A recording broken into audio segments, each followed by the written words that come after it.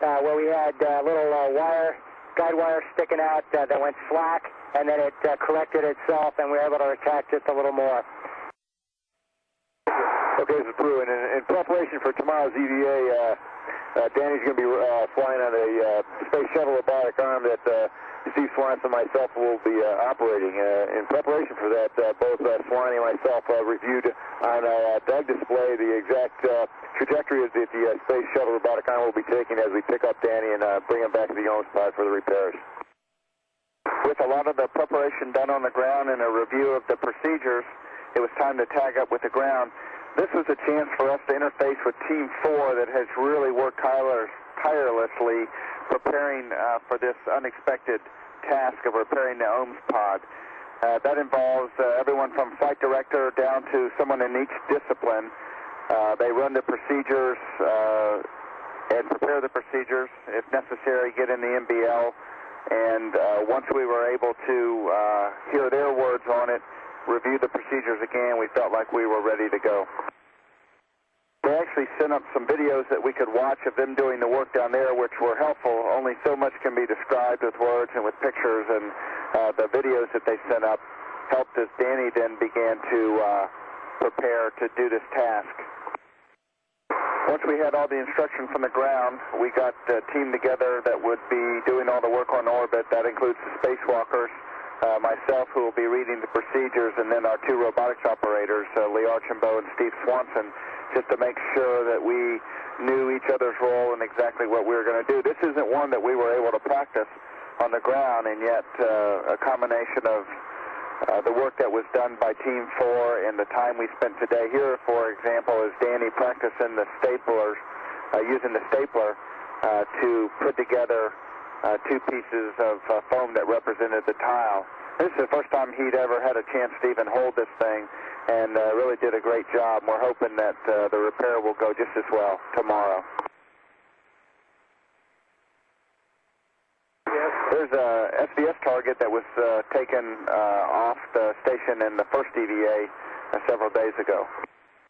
Besides using the stapler, there's also a series of pins that are going to be used to secure the blanket against the tile, just to ensure that as the aircraft goes through the airflow as we return to Earth, that it does not blow back.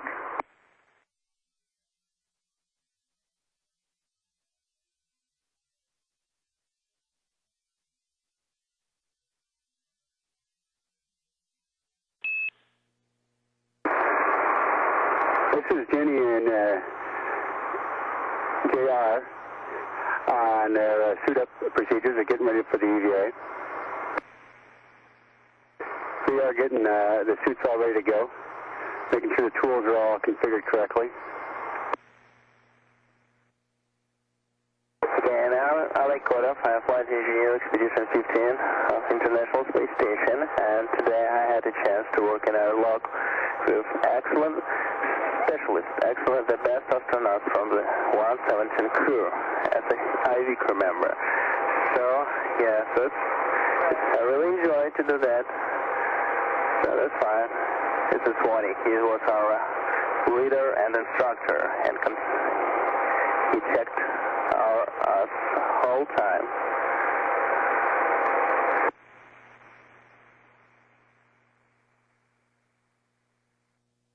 In the arc we put in Jim Riley first, then we backed in Danny Levis.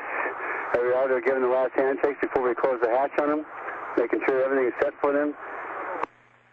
So this is Brew and myself getting the big arm ready for the later on solar array retraction, in which we would be flying Jim Riley around during the retraction. So here we're just doing the hand controller calibration and making sure that the arm is in the appropriate place for the start.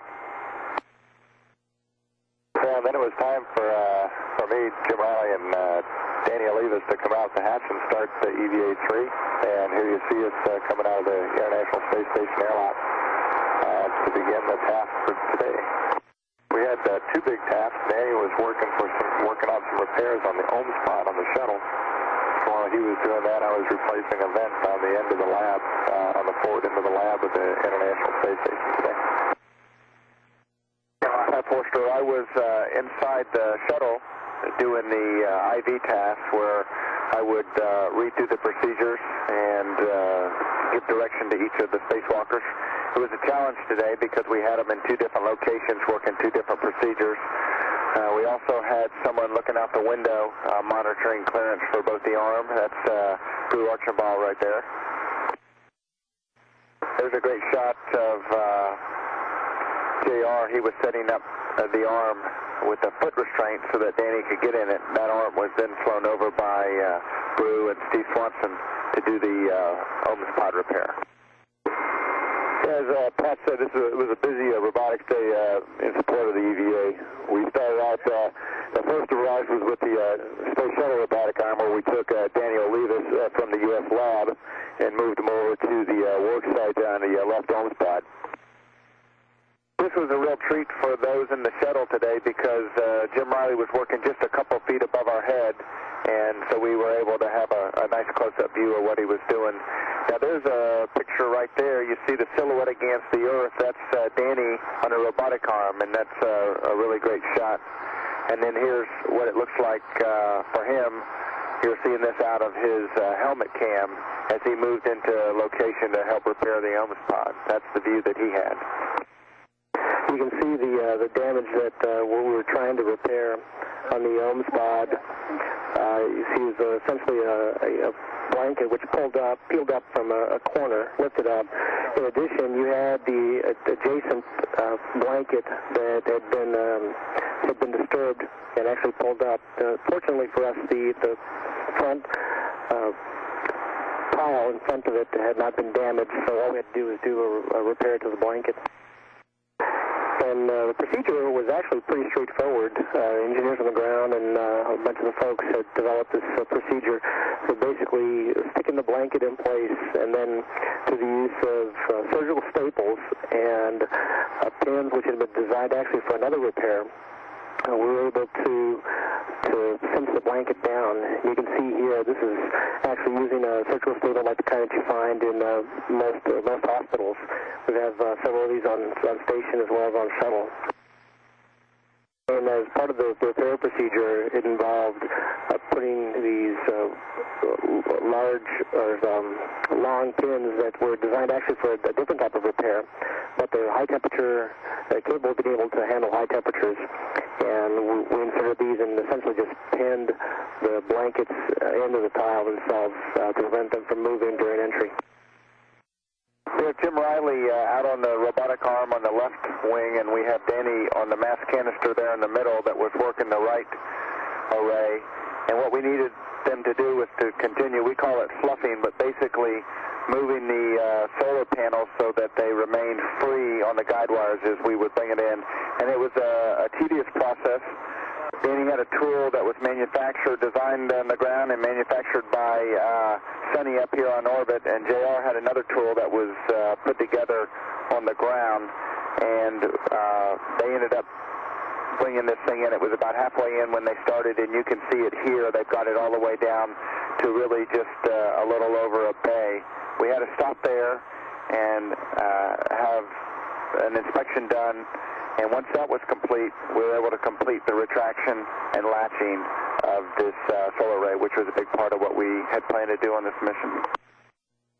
Here you see the end of the solar array retraction. We took it down about a half a bay at a time to make sure that everything was aligned properly.